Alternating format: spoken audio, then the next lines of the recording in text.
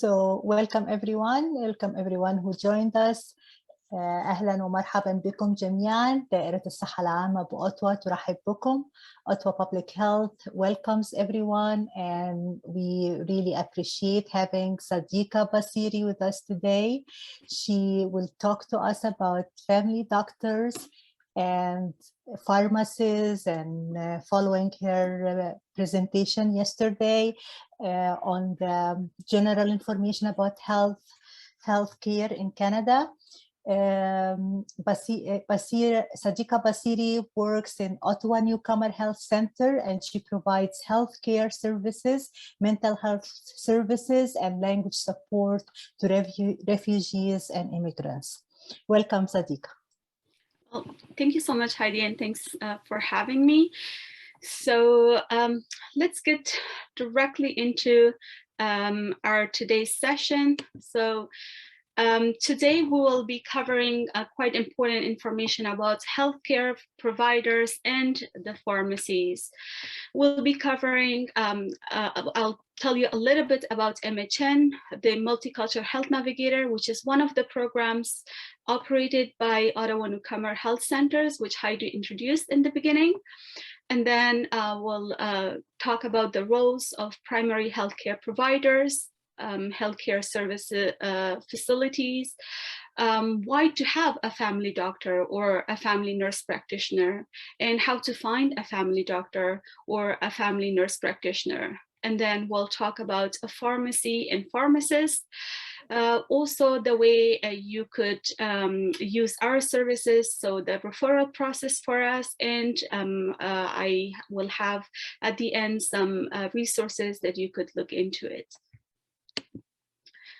So the Multicultural Health Navigator program, which in short we refer to it as MHN, was implemented out of discussion at Ottawa Local Immigration Partnership. At the partnership, it was identified that although there are numerous services available in the city, newcomers are not necessarily accessing them. It was identified that access to services were a challenge due to many newcomers not knowing what services are available to them, and because the services were not necessarily providing a linguistically or a culturally appropriate care. So after 1 year of implementation, the project became permanent in 2015. So who can apply to our program? We serve anyone living in Champlain region or in Ottawa. Basically, our clients are newcomers, and we do not have a very specific definition for newcomer, because sometimes we see clients who have been living in Canada or in Ottawa for particular for many years, but they have not been using services provided by the community partners. Also, we serve newcomers regardless of their status in Canada, regardless of their income or educational background. That having said, this service is not for visitors. You might be a newcomer, but you might be visiting, so the service is not provided to visitors. So our goals are to educate clients so they are able to navigate the system on their own, to play a role in bridging the gap between clients and service providers, which we do through referrals, to encourage service providers and educate them on providing more inclusive and culturally appropriate care, and to advocate on our clients' behalf. Usually we're working with clients for about 2 years, and the goal is to help them navigate the Canadian healthcare system so that they are in charge of their health. And usually that happens within 2 years. So now coming to the primary healthcare providers, we have many. It's a big group, but usually you'll see 2 names quite often. So that's why I'll explain or let's say refer to them, that the health care providers are medical professionals, better known as physician, doctors, or nurse practitioner, who will assess your health condition and provide you with medical prescription and health advice and refer you to more specialized care if needed. So what is the difference between family doctor or family physician versus a family nurse practitioner? Now, in many countries, nurses have very limited role in the healthcare profession, whereas doctors have, there's a lot of expectations from the doctors, and there's a lot of responsibilities that the doctors bear. But in Canada, the difference between the family doctors and family doctors or family physicians versus family nurse practitioner is basically in their education. Their roles and responsibilities are almost the same. So family doctors go to medical school to get a medical degree. They usually need at least 2 years of residency to get hands-on training in family practice before passing a national license exam. Whereas family nurse practitioners go to nursing school to get a bachelor of nursing. They usually need 3 to 5 years of full-time nursing experience before pursuing masters of nursing. Now, to obtain a license, nurse practitioner must complete a certain number of hands-on training hours in family practice before they write a national licensing exam. So therefore, a nurse practitioner, like a doctor, can independently diagnose patients, order treatments, perform advanced procedures, prescribe medications, and can also refer you to specialists. So what are some other healthcare providers within the system? There are actually many, but some of them you will hear over and over. So I'll particularly talk about a few of them. And one name that comes most often, as I earlier mentioned, is specialist doctor. So specialist doctor is a medical doctor that has specialized in one area of study. For example, a heart doctor referred to him or her as cardiologist, or ophthalmologist, a doctor that treats eyes disorder. It is the family doctor who will refer you to one of the specialists. A registered practical nurse.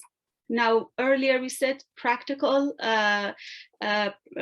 practitioner, nurse practitioner. Family nurse practitioner is a little bit different from registered practical nurse. Because registered practical nurse or nurses who usually care for less complex cases and help patients with stable, predictable conditions. They can also prescribe medication, but very limited medication. Registered nurse. They are trained at a university program for 4 years. They have a deep knowledge to draw on areas of clinical practice, critical thinking, and are engaged in research utilization.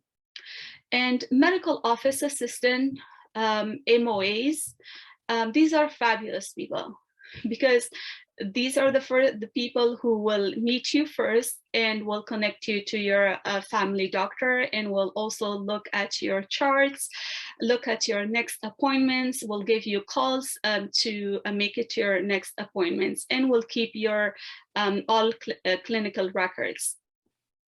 Then paramedics. They are medical professionals who work as part of emergency medical services to provide timely medical care while patients are transported or before they are transported to a much needed urgent care. Now, paramedics is different from how paramedic sector work in many countries. For example, in many countries, if people get sick or they need urgent care, they might call a doctor to come to their home and visit and see the doctor. But paramedics, so we don't have that service here, but if you need immediate care, so that will be the paramedics who will be coming to help you. Occupational therapists, let's say a client has ended up in an emergency, or has been hospitalized for some times, and that needs further follow-up, further care. So occupational therapists are those individuals who will assess and plan treatment to improve the everyday life of people or patients who have physical, mental, or cognitive disorder. So these are the professionals who will come to visit you at home and help you to improve your everyday life activities. Next slide, please. So let's find out where do most of our health care providers work. There are many health facilities, but we'll discuss the most common ones, like community health centers, in short CHCs, the walk-ins, hospitals, and telehealth. So community health centers are nonprofit organizations that provide primary health care as well as address social, economic, and environmental problems for residents living in their catchment area. So basically, these are health professionals like doctors, nurse practitioners, and occupational therapists, dietitians, as well as social workers who help the community members. So in order to access services at a community health center, you need to be in a certain catchment area, because all community centers work within a specific catchment area. Now, if you could click on this link, and my colleague will leave this link in the chat so that you could have the link. Now, if you click on this link, you'll see that catchment areas are defined.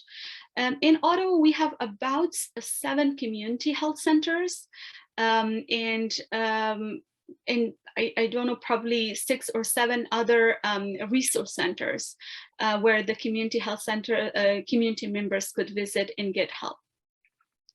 Now, walk-in clinics. These are also clinics where you could go for urgent care, or let's say you don't have a medical doctor or a family doctor or a family nurse practitioner, or you have the family nurse practitioner, but he or she is away, but you need care. So that is what then you could go into the walk-in clinics. There are family community health centers that have walk-in clinics as well. So you could actually go to a community health center where they have a walk-in clinic, or you could go to a private practice that have walk-in clinics. Now, for walk-in clinics, you don't have to have an appointment, but you make sure that the clinic is open for the walk-in hours. So you could go either to their website, or if you have their number, you could just give them a call and see if they are still operating. And the service is usually on first come, first serve basis.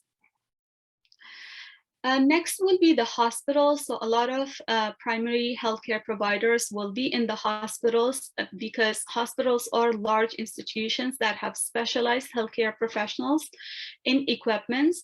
They provide all needed healthcare services such as emergency, urgent, and emergent care, intensive care, long-term care.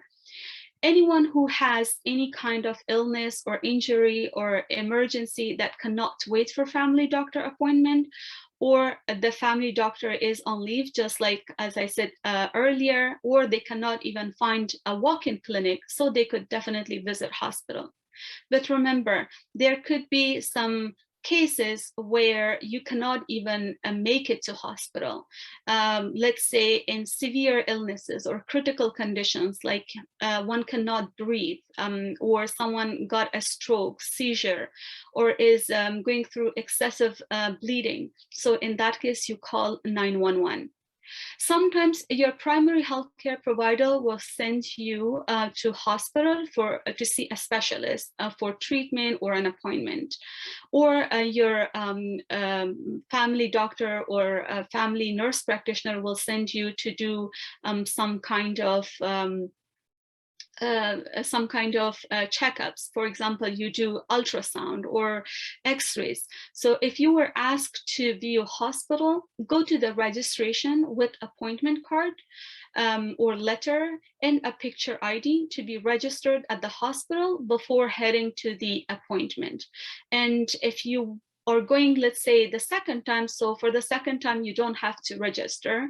You could directly go to your appointment location. And then we have the telehealth service, which is a wonderful service because it is free and it is available 24 hours a day, and you will get service by professional healthcare providers. All your information will be confidential, so you could get some help. Let's say you cannot go to hospital and something is not extremely urgent either, that you'll call 911 and there is no time for walk-in, clinics are closed. So in that case, you can call this number and you'll be connected with nurse practitioners or other medical professionals, and you can talk about the symptoms or the difficulty that you have, and they will help you. Next slide, please. So why to have a family doctor or family nurse practitioner? So a family doctor or family nurse practitioner is a medical professional who provides primary care services to people of all ages and all genders. As the root of care also involves families, therefore they are referred as family doctors or family nurse practitioner. A family doctor plays an important role in the management of ongoing medical conditions like high blood pressure or diabetes. More importantly, your family doctor has your health history. The doctor knows you on personal level because of the information he has gathered all about you when you were first assigned to this doctor. So you do not have to go every time and repeat about your health history and what complications you have had in the past, which helps you save time. The doctor does understand because everything is on your chart. If you're going to an emergency room doctor, let's say, or a physician in a walk-in clinic, they don't know you on a personal level and therefore may not be able to offer you the advices or recommendation that really matches your lifestyle. And also, you will be asked questions, as I mentioned earlier, that your family doctor will have the answers. So that means you'll be spending more time in this clinic.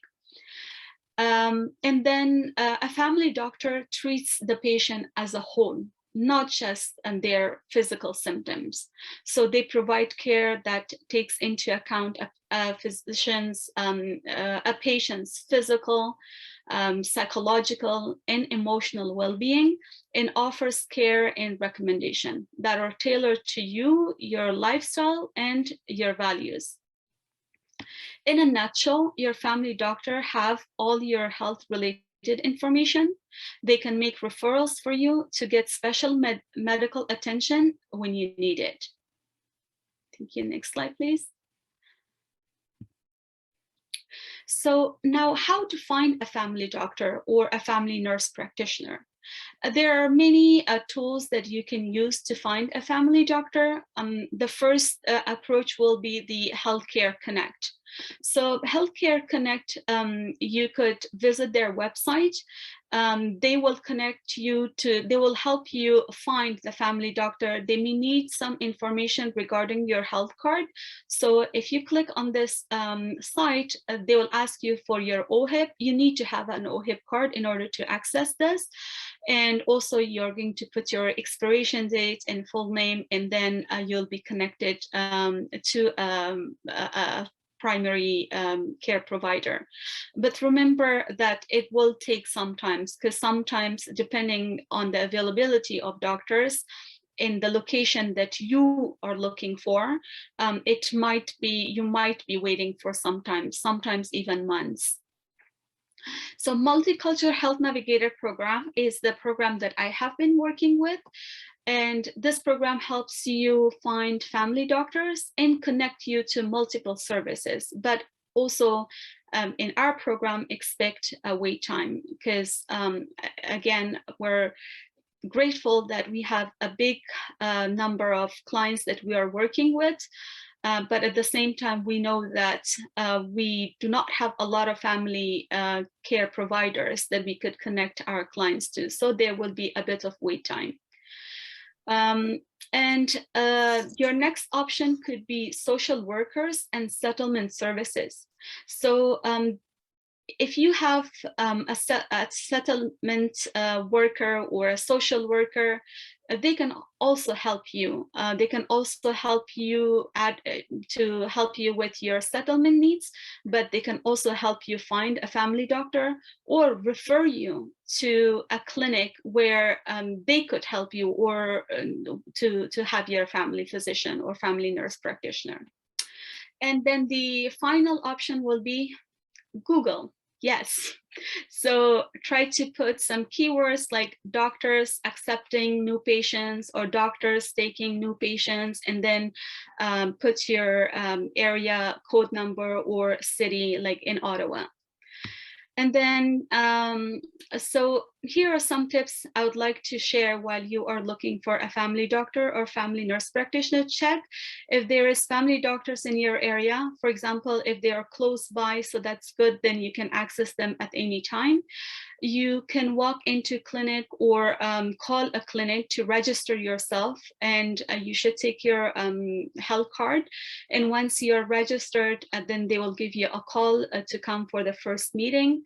You will be signing on a document that explains some rules of the clinic. For example, rules for no-show. Let's say you just missed the appointment, or you canceled the appointment last minute, or you need a medical letter, or you need faxing your prescription to be faxed. So there are some rules you need to know before signing them. Make sure you read the document before sign. If you think that you have language barrier, then you could also request an interpreter, or you could talk to your caseworker for help. In case you have a family doctor, but for any reason you want to change your family doctor, the best thing is that you could do that as a client or as a patient. You have the right to change your family doctor, but that means that you will be paying an administrative fee to transfer your chart to a new doctor once you find your new doctor. But let's say you're happy with your doctor, but your doctor is now retiring or is not working anymore, or has moved to a different city.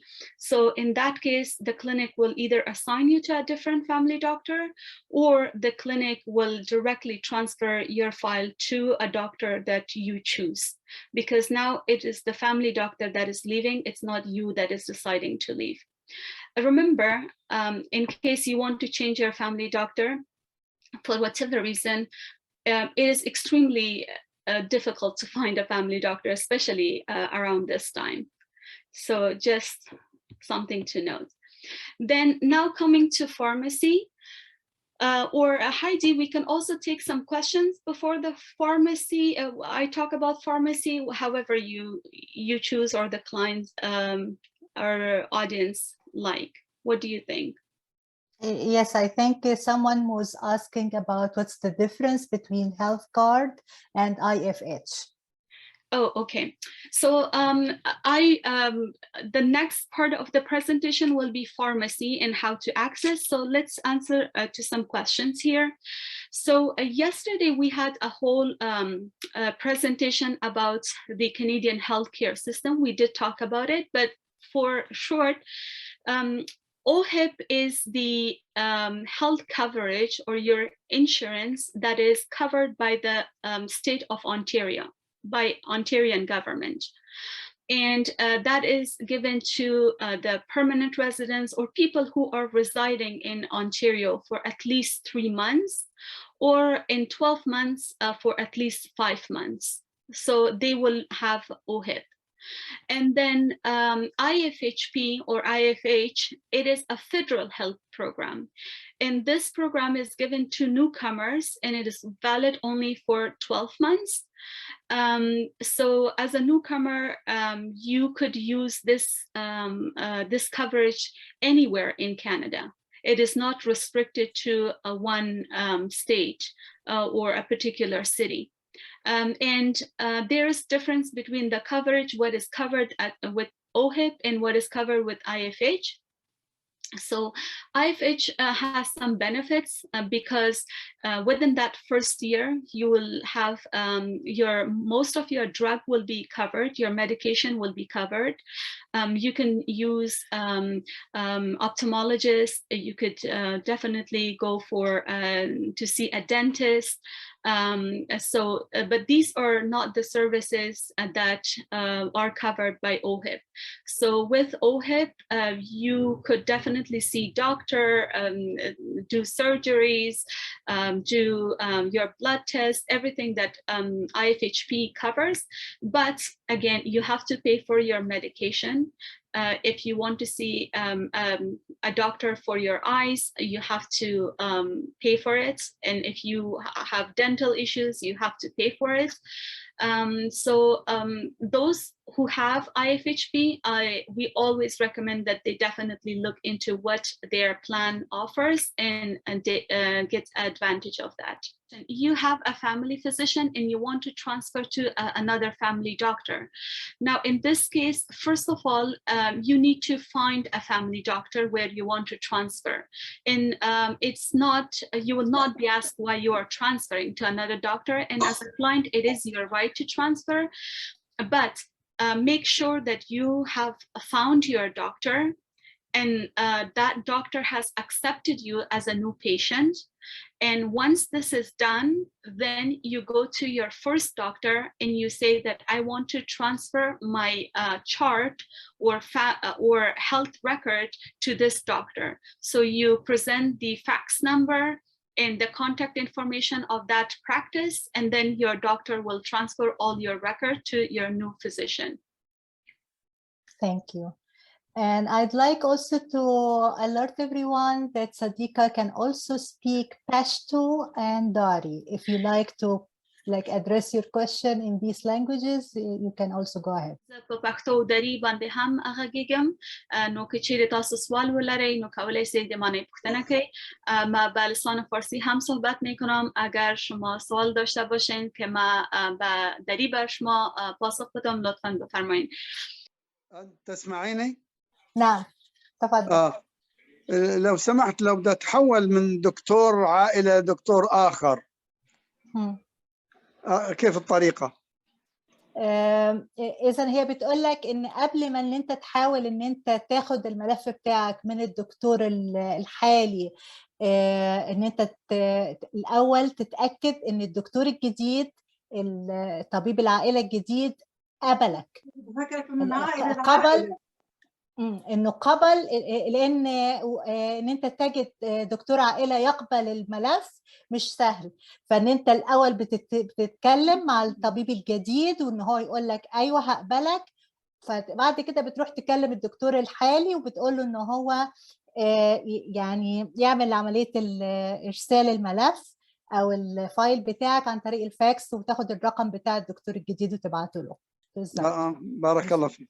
شكرا. لا. Yeah. Go ahead, Sadiq. Yeah, but remember, as I said earlier, that you will be responsible to pay for the administrative fee. So your file will be transferred, but your doctor is going to charge you, for transferring that file. Which is how much approximately? So it really depends from doctor to doctor. There's not a specific, a number attached to this. But let's say the longer you have been with the doctor, that means you have more records, and that means more files will be collected and transferred. Sometimes it could be, let's say, I don't know, it has changed over the years, and from practice to practice, it differs. $45. Sometimes it could be $65, $85, $100 or over. طيب هي بتضيف ان انت لما بتعمل عملية التحويل ديت الطبيب بيرسل كل الملف بتاعك، فحسب انت كنت قاعد معاه فترة قد ايه. طول ما انت كنت هتبقى قاعد معاه فترة اطول اذا هو عنده معلومات عنك اكتر في عملية تحويلات ويعني فحوصات، فالملف بتاعك اطول واكبر، فبيبقى فيه يعني مبلغ بتدفعه علشان هو بينقل المعلومة دي وبيرسلها بالفاكس أو ما بين دكتور لدكتور. فالمبلغ اللي انت بتدفعه يعني ده بيبقى حاجة انت اللي بتدفعها عشان انت اللي طالب التحويل دوت، بيختلف، ممكن يبقى $45، ممكن يوصل ل $85 حسب حجم كبر الملف بتاعك. بارك الله فيك.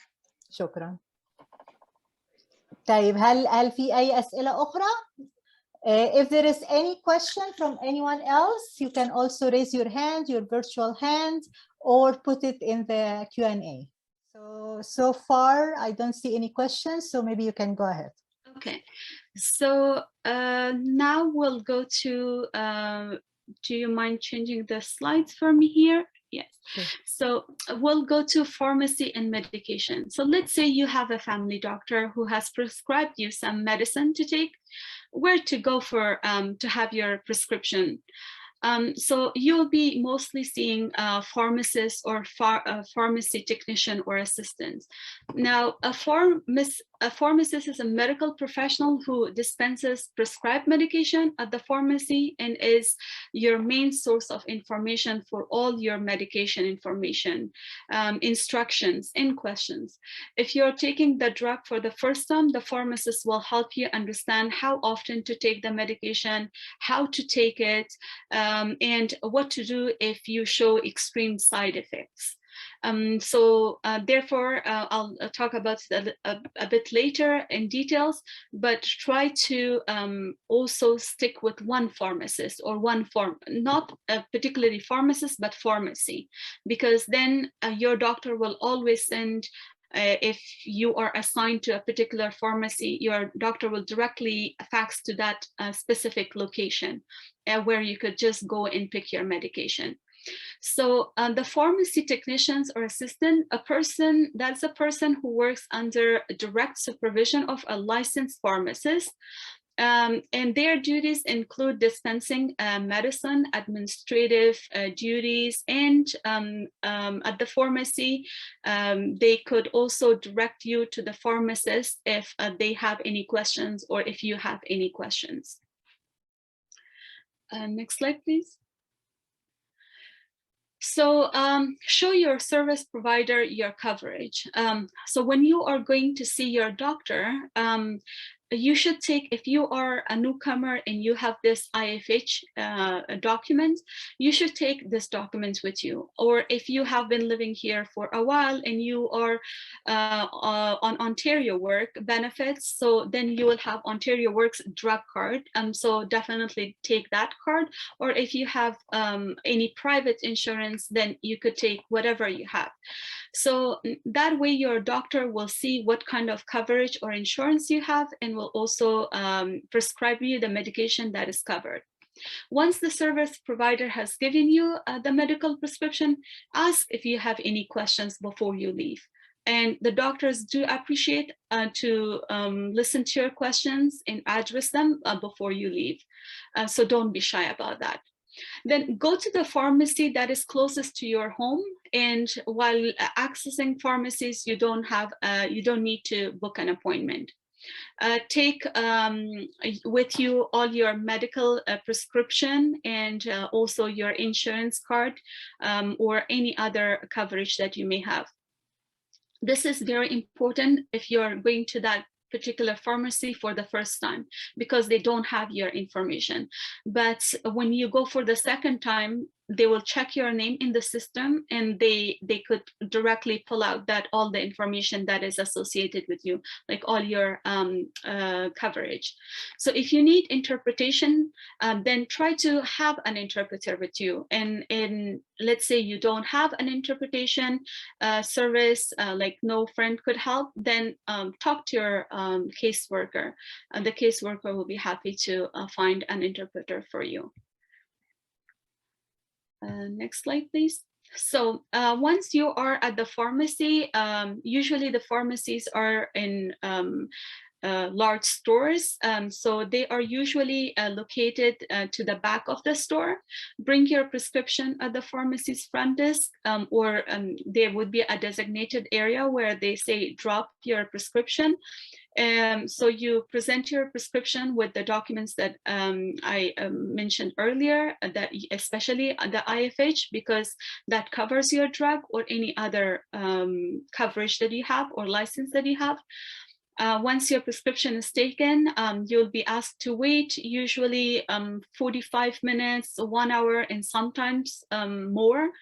Or you could also call the pharmacy. Let's say they already have your documents, so next time you could call the pharmacy, ask for a refill, if you have a refill though, and then you could go the following day to pick the medication. Sometimes you will be asked to pay for your medicine, although you have IFH. So you may not be willing to pay, because you know, a lot of the clients we have seen, they come there like, yeah, we were asked to pay, and some have paid, but once you pay, you will not be able to be reimbursed. So try not to pay. That's what we recommend to our clients. Try not to pay. So come back, you know, I'll tell them that you'll come another day. You can leave the medication and go back to your doctor's office with the coverage that you have, and the doctor could also prescribe you something that will work as a substitute to what is there. But there are cases that where you have to pay for some. For example, some insurance like IFH do cover some drugs, but it depends on the what strength that is. For example, let's say you're taking Prozac. The 10 milligram is covered, but not the Prozac that is, let's say, 20 milligram.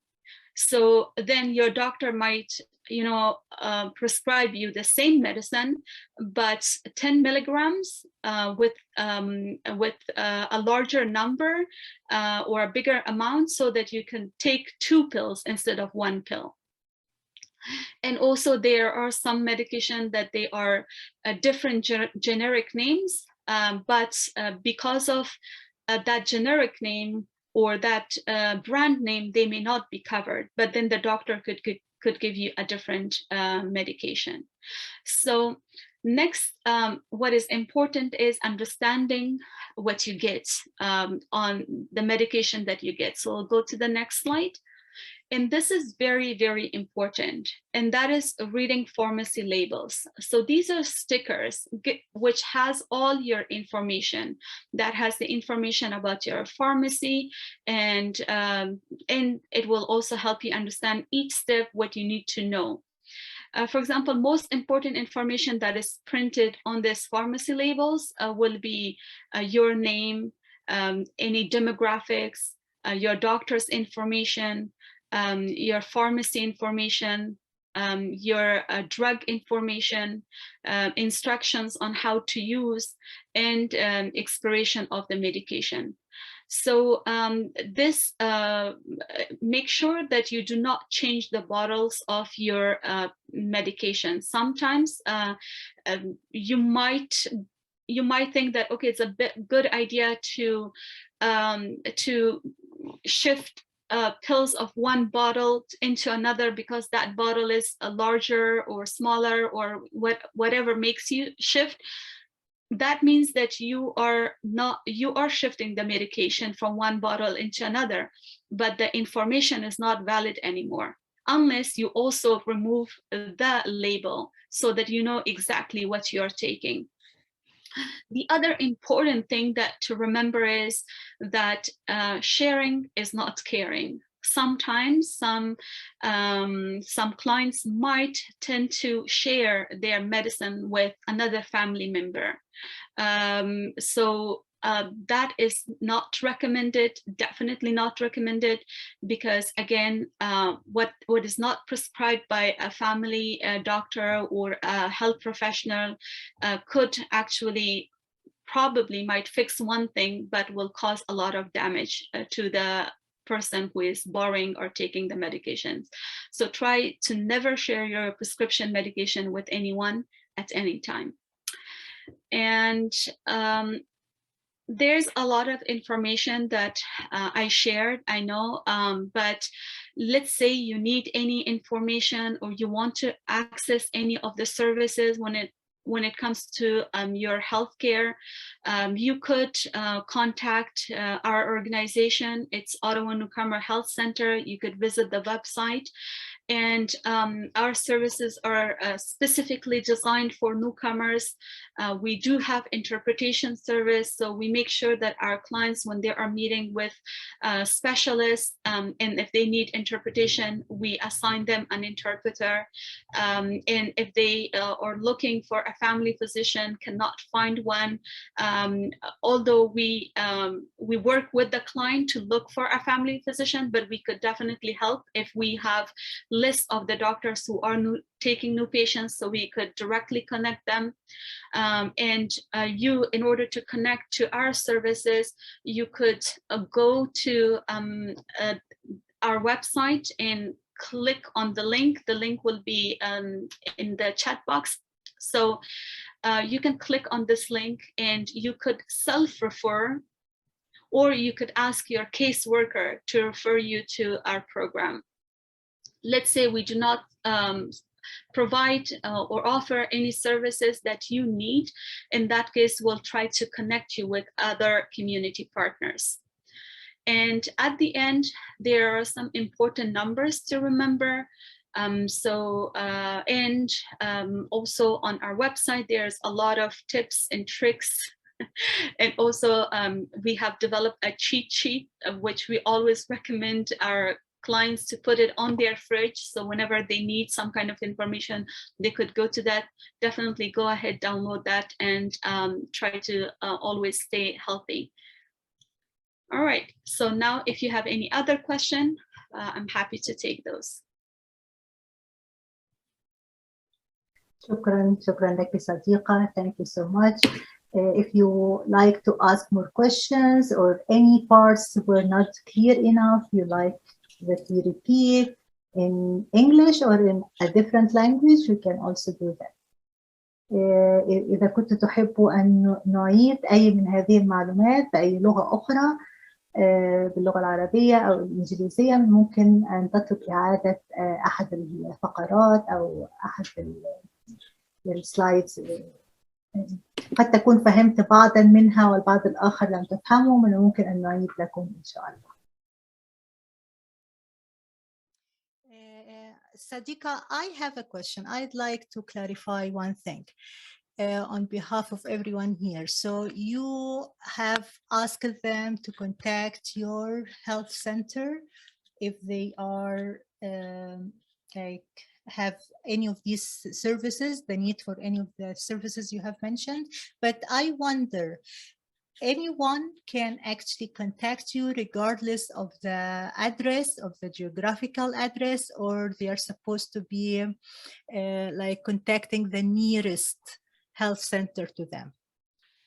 Thank you. This is a very important and good question. As long as they are living in the Champlain region or they are living in Ottawa, it doesn't really matter if they are in Orleans or in Kanata or downtown. It doesn't really matter, because our Ottawa Newcomer Health Centre is not working catchment based, but it is working citywide all over Ottawa. So as long as they are in Ottawa, they could always contact us. إذا الجميع مرحب به أن يتواصل مع Ottawa Newcomer Health Centre regardless of where you live. أيا كان أنت تعيش في أي منطقة في أوتوا، أي مكان في أوتوا يمكنك أن تكون عميل في هذا المركز الصحي.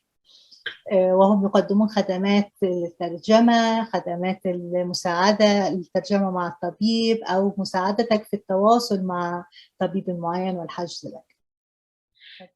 Also, our Health Navigator program is basically designed to offer a timely, culturally appropriate care. So therefore, most of navigators are assigned to clients who speak their language. So we have navigators who speak Arabic, Swahili, French, Urdu, Nepali, Pashto, Dari, English, French. So at least we have 9 languages. فإذا عندما تقدم طلبا للالتحاق بهم هم يسألوك أي لغة تحب ويحاولوا أن يوفقوا بينك وبين أحد الموظفين الذي يتحدث هذه اللغة. فبعض اللغات المتوفرة لديهم هي العربية والباشتو والداري واللغة الفارسية، إحدى اللغات الدول الأفريقية. ويمكنكم الاتصال عن طريق الموقع. So you advise that they go to the link, right? Like the website?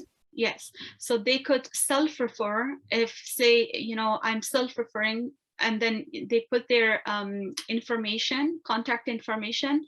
And once the submission is received, then they will be triaged based on the language that they decide. So they will be triaged to the designated navigator, and then the navigator will contact the client. Okay. So we have other question. Will OHIP cover prescriptions? So no, OHIP does not cover prescribed medication. But what you can do is, or a lot of people, what they do is they buy private insurance to pay for their prescription. Or if you are working, your employer is going to pay a percentage of it. Usually it is 70 to 80% paid by your employer. So usually it is how you can cover your medication if you are on OHIP. And if they are hired permanently, they would be offered? Employees? Yeah. Yeah. Yes. It's temporary or casual? Yeah, it depends. It depends. So therefore, I said, like, some employers, it really depends on what kind of contract you have with your employer. But that's something that we are advocating for. And I think advocacy is done with community members. So again, we are very, very grateful for having a universal healthcare system. We are in a much better shape and place when it comes to our, you know, I'm not going to name particular countries, but people in the US, our neighbor in the South, they don't have this system. But so we are very lucky to have it. But again, not everything is covered. And hopefully one day we will have some coverage.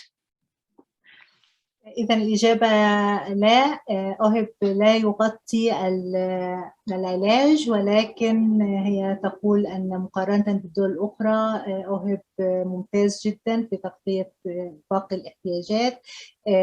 أيضا تلفت النظر إلى أن أحد الاختيارات هي أحيانا يكون العمل يوفر لك هذه التغطية إذا كان العمل بدوام دائم طبقا للعقد بينك وبين المؤسسة التي تعمل بها. أحيانا وفي معظم الأحيان تكون حوالي 70-80% تغطي تكاليف العلاج. طريقة أخرى هي أحيانا بعض الناس تفضل شراء تأمين خاص للعلاج. إذا كنت ترى أنك تصرف مبالغ كبيرة على الدواء شهريا، فقد يكون شراء تأمين أوفر لك في النهاية، بحيث يتم تخفيض أسعار العلاج. What about the federal insurance? Doesn't it cover medicine? So the federal healthcare plan that does cover your medication, it almost pays for whatever you're prescribed. But then again, there could be some medication based on the brand. They may not be fully paid by your IFHP. Or so in that case, as I said earlier, you don't have to pay from your pocket, because once you pay, you'll never be reimbursed. So what you do is you go to your doctor, and then your doctor will give you another medication, so that is covered by your IFHP. And it's usually like everyone, like every refugee comes with 1 year. Yes, yes. So you could use that within your first year of arrival. هذه المعلومة قد تهم البعض. معظم اللاجئين عندما يدخلون كندا تقدم لهم ورقة بها معلومة أن لديهم تأمين فيدرالي، وهو صالح في أي مكان في كندا، ليس فقط في أونتاريو، ليس مرتبط بمحافظة معينة. وهذا التأمين في الحقيقة يغطي العلاج أيضا، وهو عادة يكون صالح لمدة عام كامل منذ دخول اللاجئ أو الوافد الجديد. فممكن الاستفادة بهذا التأمين بالإضافة لوجود التأمين الأوهب الخاص بمقاطعة أونتاريو، الذي عادة تحصل عليه بعد 3 أشهر من دخولك المقاطعة، ولكن الفيدرالي يكون صالح لمدة عام كامل حتى بعد أن تصلك بطاقة أوهب. أرى بعض الأسئلة الجديدة. I can't afford insurance or my prescription medications. What can I do? So it's very unfortunate that, you know, this is like a reality that we are facing. Sometimes you may not even have work, or you are laid off, but you still need that prescription, you know, you still need that medication. So if you have a caseworker, let's say if you are on Ontario Works, so again, you have OHIP, but then you also have the Ontario Work drug card. So that will take care of it. But let's say you are not on Ontario Work either, and you're not on disability benefits, ODHP, you are not on that either. In that case, then you talk to your caseworker and they will see what they can do for you. Sometimes there are clients who have been helped by their caseworkers, but it is not something that is always done. Now, how do they do that? Again, it's not something, you know, that is publicly shared. Probably it could be private donation, someone helps someone, but definitely talk to your caseworker in that case. But if you are on ODHP or you are on Ontario Work, you will have coverage. You have OHIP, but again, you have coverage. So take your coverage of ODHP or Ontario Work when you are going to pharmacy and when you are going to your doctor. How do I know if I am on Ontario Work? So who is eligible? Okay, so let's say you are not in a retired age, so you are not retired, and you don't have a job, but you are looking for a job. So that means that in order to pay for your needs, you need to be you need to have some kind of income to pay for your bills. That means that you are registered with Ontario Work. That means you also have Ontario Work drug card. But let's say now you are retired, and sorry, before I talk about that, I'll just step back. You have some kind of disability that does not allow you to work. That also means that you are receiving ODHP. So that means your medication is covered. You need to have that particular piece of paper, but usually with your OHIP, that information is assigned to your OHIP card. So automatically the system knows that you are on ODHP. Before it wasn't the case, but now it is. So or you have retired, So again, for all those people who are retired, with OHIP, they will have their medicine covered. إذا السؤال كان إذا كنت لا أستطيع دفع التأمين ولا أستطيع دفع الدواء فماذا أفعل؟ فهي تكلمت عن بعض الاختيارات، نصحت بالتحدث مع الكيس وركر، الشخص اللي هو بيساعدك منذ أن دخلت إلى كندا وهو مسؤول عن الملف الخاص بك أو ملف بعائلتك. بعضهم يستطيع أن يطلب لك بعض أنواع الدعم المختلفة التي قد تكون أنت لا تعرف بوجودها، والبعض لا يرى أنك يستحق، يعني في شروط لكل برنامج فقد لا يستطيع أن يساعدك. فهي ذكرت بعض الأشياء إذا كان في أي نوع من الإعاقات عن العمل، فيوجد برنامج واضح وصريح أن أي شخص لديه أي نوع من الإصابة تعيقه عن إكمال العمل أو عن البحث عن عمل، فهذا يكون بمنتهى السهولة يستطيع أن يحصل على هذا النوع من الدعم. دعم مادي بصفة عامة ودعم أيضا للدواء بصفة خاصة. إذا كان الشخص ما زال في سن العمل، لم يصل لسن الطلوع على المعاش ولكن لا يستطيع العمل لأي سبب، ربما هو جاء حديثا لا يعرف كيف يبحث عن عمل ولكنه يحاول، ويجب الإثبات القدرة والرغبة الشديدة في البحث عن عمل والمحاولات، فمن الممكن أن يحصل على المساعدة حتى يستطيع قضاء احتياجاته لمدة زمنية محددة حتى يصل إلى مرغوبه وهو أن يحصل على العمل. فهي فترات زمنية محددة وليست مفتوحة الأمد، ولكن عندما يثبت الشخص أنه في بحث جاد ومستمر عن العمل فتصرف هذه المبالغ والدعم من السيتي اوف اوتوا عادة، ولكن ربما أنت لا تستطيع أن تقدم عليها، فالكيس وركر هو اللي بيساعدك أن أنت تقدم عليها.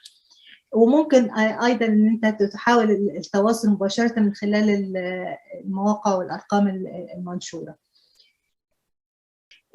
يوجد منظمات مختلفة تقدم مساعدات مختلفة لأشياء مختلفة، منها للأطفال، منها لكبار السن، منها مثلا كسوة شتوية، مساعدات للملابس في وقت الشتاء، مساعدات لبرامج للعلاج الأسنان مثلا للأطفال. يجب علينا أن نبحث ونعرف ما هو متوفر فنستطيع أن نطالب. حسنا، أعتقد لا أرى المزيد من الأسئلة. If there is any more question, we can have one more question before we let Sadiqa go. إذن أشكرك شكرا جزيلا لكل الحضور، وشكرا لصديقة. Thank you so much Sadiqa for your time and your expertise, and we really appreciate your information sharing with us today, and thank you so much. All right, thank you. Bye. Bye-bye.